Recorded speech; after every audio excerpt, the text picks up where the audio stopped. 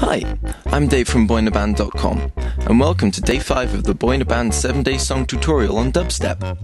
Yesterday, we finished off making the last few synth patches for the dubstep track. Today, we'll be turning the loop we've made into a fully fledged dubstep song, explaining a bit about dubstep song structure conventions, and making a few more interesting beats. Okay, let's begin. So first, I'll explain a bit about dubstep structure conventions. The argument for having a conventional structure is that it makes it a lot easier for DJs to mix your tracks if they are in a similar layout to other dubstep tunes. It really depends whether you want your song to be a club banger or not. A song with a weird structure, tempo changes, or obscure timing signatures is much less likely to be played by a DJ. So now I'll quickly explain what those conventions are. Dubstep tunes tend to have an intro, a drop into the chorus, a verse or break, a drop into another chorus, and another verse or break into the outro. And so long as you have something that's relatively predictable though, it's still the kind of thing that can be played in a club.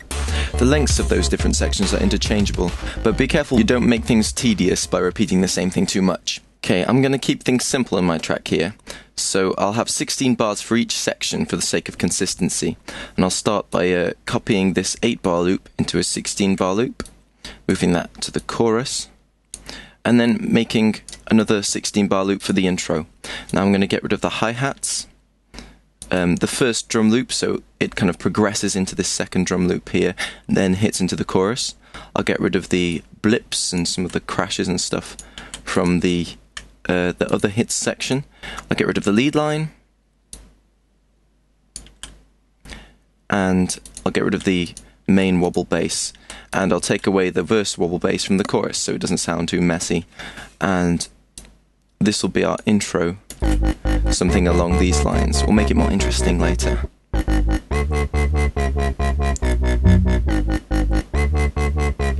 Okay, I'll maybe have a drum fill into this section here, and then crash in with a different drum beat.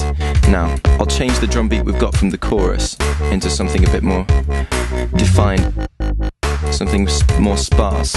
Now, because I've taken out the hi-hats, that's already done a lot, but I want to add in a few different sections as well. I'll get to work making this drum beat different. If we zoom in, make sure you're on triplets, because I've been using a lot of triplets throughout this whole song, and it's kind of a theme. That's cool. So something like that. Then maybe adding in another one near the end here. Okay, so I've got my new drum beat here. It's not too different, just has this extra little bit of flow to it, and I've added a kind of a break here to kind of loop it round nicely, because that kind of trips into it, which I think is a cool effect. And that'll be our nice intro there. Maybe add a few bits of high end. Okay, I've added in some simple ride and one hi-hat note there, just to bring it out a bit, make it a bit more full and rounded, but not too much. Just that ting, ting, ting adds a certain something, don't you think? Okay, so that's our intro pretty much sorted. I just want to get rid of a bit of the bass here, so if we zoom in there, and if I get it on quarter, actually maybe just take the whole bar there down. Yeah, don't really need that. Just take it down with the bar there, just 2 bars gone. And that will make the drop even more powerful, because there'll be less bass. Let's hear how it sounds dropping into that. Yeah, that's sweet. A good chorus will generally be a phrase or a riff played about 2 to 4 times, depending on how long you want it. I've just looped my riff twice, so it's 2 8-bar phrases here. And now the verse, I've just used the drum beat from the intro, since I think it's pretty cool and sparse, which is a nice break after the more intense chorus. And I'll bring in a few notes of the chorus here, and I'll just take in. See how that's messy, but if I just take out the main riff, something like that, just adds a certain something, tie it in with the rest of the track. Cool. Then I'll have another chorus.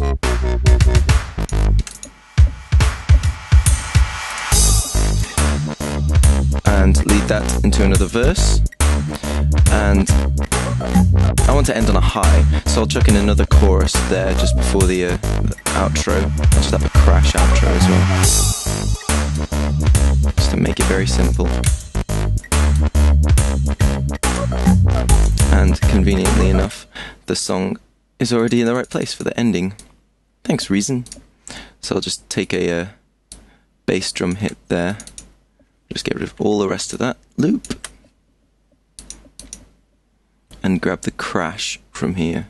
See, this is where naming conventions come in, because I can just open this up. See, there's the crash, and take it along instead of having to guess.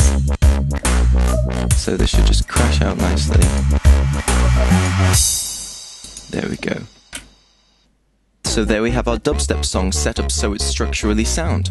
Sweet! Tune in tomorrow when I'll be making some cool drops by automating the filter and pitch on the bass line, and also doing some more fun fills to add some variety to the track.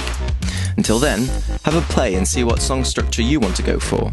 If you're aiming for a club banger, then check out some other club bangers and see what structures they have.